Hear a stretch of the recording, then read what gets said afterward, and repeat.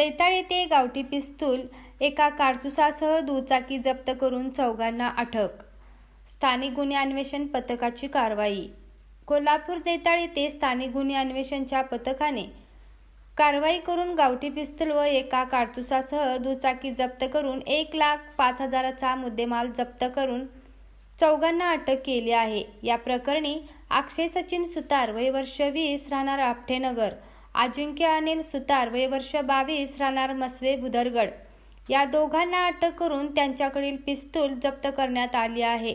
याबाबत त्यांच्याकडे चौकशी केली असता हे पिस्तूल आणि काडतूस आपल्या विक्री करण्यासाठी पवन धोंडीराम कांबळे वय वर्ष 27 राहणार आपटेनगर यांनी दिल्याचे सांगितले आणि पवन कांबळे याने हे पिस्तूल ऋतुराज इंगळे यांच्याकडून घेतले असून ऋतुराज यांनी अमोल सुरेश खंदारे वय वर्ष 28 सुर्वेनगर यांच्याकडून घेतल्याची माहिती पोलिसांना दिली. पोलिसांनी दिलेल्या माहितीनुसार या चौघांना ताब्यात घेऊन त्यांच्याकडील एक पिस्तूल, जिवंत काडतुसासह दुचाकी जप्त करून त्या चौघांना अटक करून इस्पुर्ली पोलिसांच्या ताब्यात देण्यात आले. बेकायदेशीर व्यवसायावर कारवाई करण्याच्या वरिष्ठ पोलीस अधिकारी यांनी स्थानिक गुन्हे अन्वेषण पथकाला सूचना दिल्या होत्या.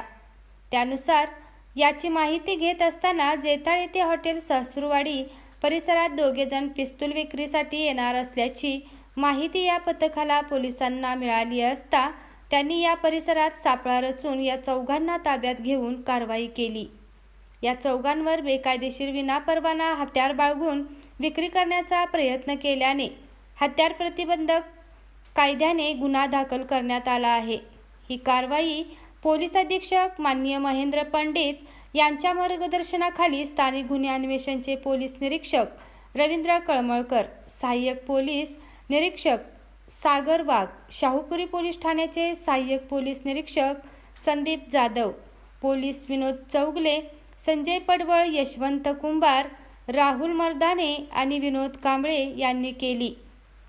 ग्रामदेवता प्रतिनिधी मुरलीधर कांबळे, कोल्हापूर.